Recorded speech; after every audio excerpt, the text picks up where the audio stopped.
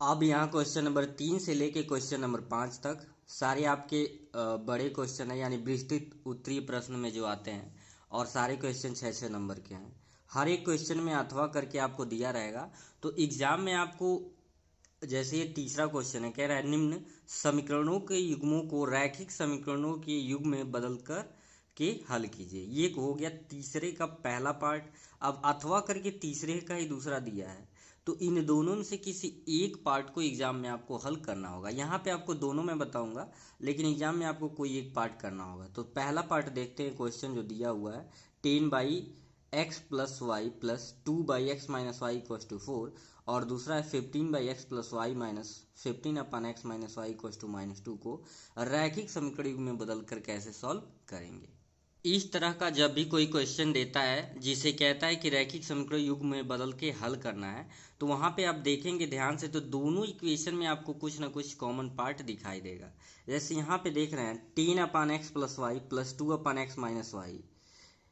पहले वाले क्वेश्चन के भी पहले पार्ट के हर में x+y है, x+y यहाँ भी है। 2/x-y है तो यहाँ 5/x-y है। तो ये कॉमन पार्ट आपको x+y x+y x-y दिखाई दे रहा है।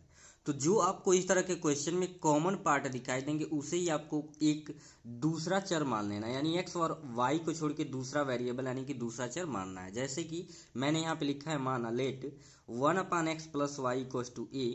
चूंकि रैखिक समीकरण बनाना है, तो रैखिक समीकरण बनाने के लिए कोई भी फ्रैक्शनल टर्म नहीं होना चाहिए, इसलिए हम यहाँ पे 1/x+y मान रहे हैं। और क्यों माने अभी आप आगे समझेंगे फिर।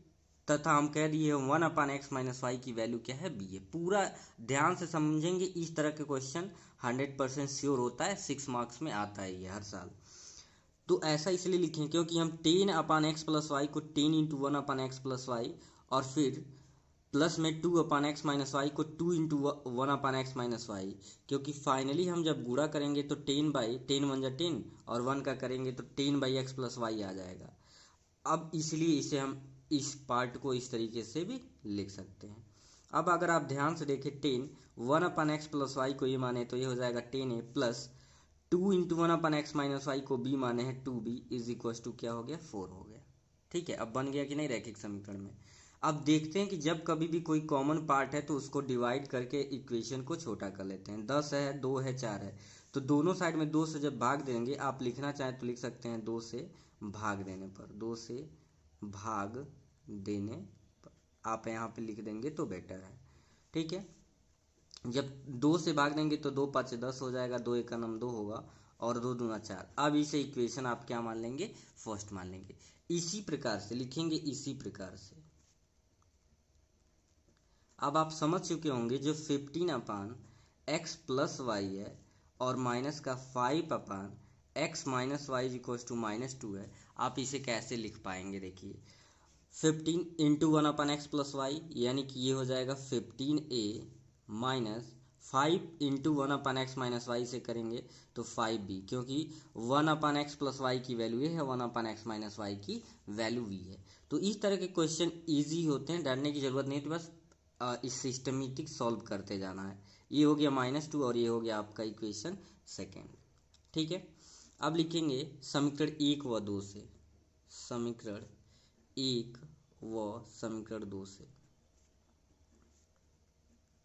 समीकरण 1 आपका क्या है, 5a + b = 2 और समीकरण 2 आपका है 15a - 5b = -2। अब देखिए ये जो आपका रैखिक समीकरण युग्म बना है, इसमें आप जिस मेथड से चाहें, विलोपन विधि, प्रतिस्थापन विधि, ठीक है, जिस मेथड से चाहें आप उसको सॉल्व कर सकते हैं। तो यहाँ पे मैं विलोपन विधि से सॉल्व करूँगा। विलोपन विधि इल्यूमिनेशन मेथड जो होता है, या तो ए के कोफिशिएंट को बराबर करेंगे या तो बी को। तो हम कोशिश यही करते हैं कि जिसके कोफिशिएंट छोटे होते हैं, यहाँ पे दोनों ऑप्शन है। अगर इक्वेशन फर्स्ट में 5 से मल्टीप्लाई करोगे तो बी के कोफिशिएंट बराबर हो जाएंगे, और 3 से मल्टीप्लाई करोगे तो आपके ए के हो जाएंगे। तो यहाँ पे हम क्या करेंगे, समीकरण 1 में मैं कर रहा हूँ 5 से गुणा। समीकरण 1 में 5 से गुणा करने पर, जब समीकरण 1 में 5 से आप गुणा करोगे बाबू, तो ये हो जाएगा 5 × 5 = 25। जितने भी टर्म होते हैं सब में करना होता है 25, और ये हो जाएगा 5b और 5×2 10। इक्वेशन 2 में कोई चेंजिंग नहीं किया गया, जैसे है वैसे ही लिख दिया गया -2। अब देख रहे हैं इनके गुणांक सेम हो गए हैं, ये प्लस है माइनस है, तो ऐसा कंडीशन में हम जोड़ते हैं। क्या करते हैं? जोड़ते हैं। और जोड़ते हैं तो साइन कोई चेंज होता नहीं है, प्लस माइनस कट गया। 25 और 15 आपका 5 5 10 हो गया, 2 1 3 1 4, यानी कि 40A बराबर 10 में 2 हो जाएगा 8।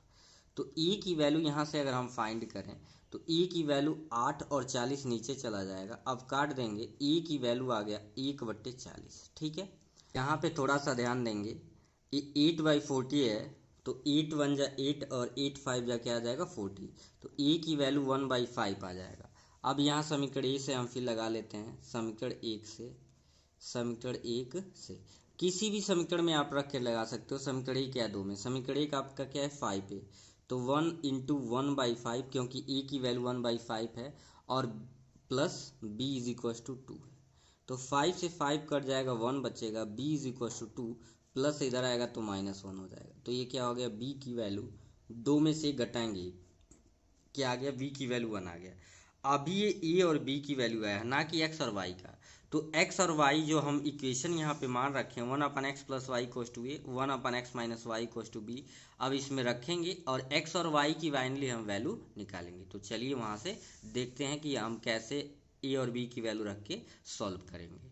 तो ये जो मान रखे हैं हम 1/x + y = a तथा 1/x - y = b, इसमें वैल्यू को रखेंगे, लिखेंगे this implies 1/x + y = a की वैल्यू है 1/5। अब क्रॉस मल्टीप्लाई जब करेंगे तो यहाँ से फाइनली हो जाएगा x + y = x + y का 1 में होगा तो x + y, और 1 का 5 में होगा 5, तो 2 इक्वेशन पहले हो सके, a इक्वेशन 3 हो जाएगा। और इसी प्रकार से यहाँ पे 1/x - y और b की वैल्यू 1, तो नीचे 1 लिख सकते हैं, इसका भी गुणा करेंगे जब क्रॉस मल्टीप्लिकेशन बोलते हैं, बज्र गुणनफल, तो x माइनस यहाँ पे y = क्या आ जाएगा 1, और 3 तक हो गया तो इसी इक्वेशन 4 मान लेंगे। अब लिखेंगे आप यहाँ पे समीकरण 3 व समीकरण 4 से। तो समीकरण 3 क्या है, x + y = 5 आपका है, और समीकरण 4 है x - y = 1। तो आप देख रहे हैं यहाँ पे ये अपोजिट साइन है, तो क्या लिख देंगे, जोड़ने पर, क्योंकि अपोजिट चिन्ह होगा, जोड़ेंगे तभी तो कट के 0 होगा। x और प्लस था माइनस कट गया, x आपका क्या हो गया 2x, 5 1 कितना हो गया 6, 2 से काट देंगे, x = क्या आ जाएगा 3 आ जाएगा, x = क्या आ गया 3।